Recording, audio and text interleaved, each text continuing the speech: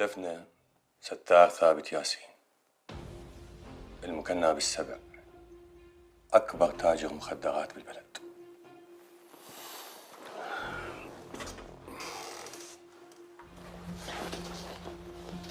هاي الصورة قديمة، يجوز هسه حتى شكلها مغيرة، ما حد يعرف مكانه.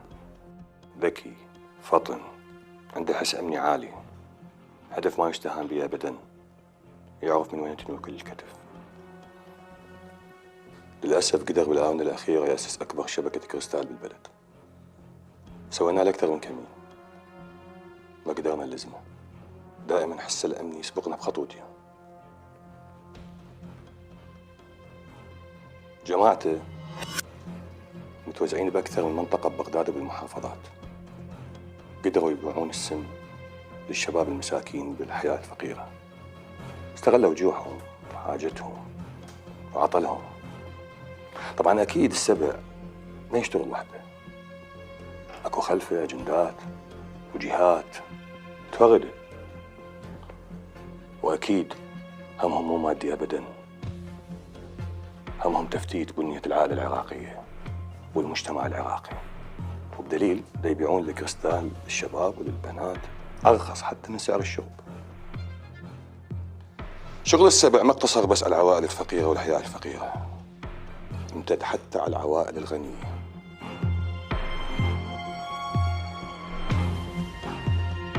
باع للشباب المساكين الوهم، سماه لهم حقيقة.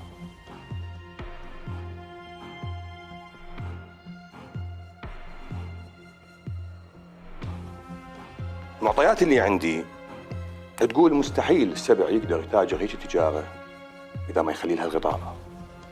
وهذا الغطاء مشاريع يقدر من خلالها يسحب دول الشباب له حتى يبيع لهم الكريستال. بس شنو هاي المشاريع؟ لحد هسه بدنا نعرفها.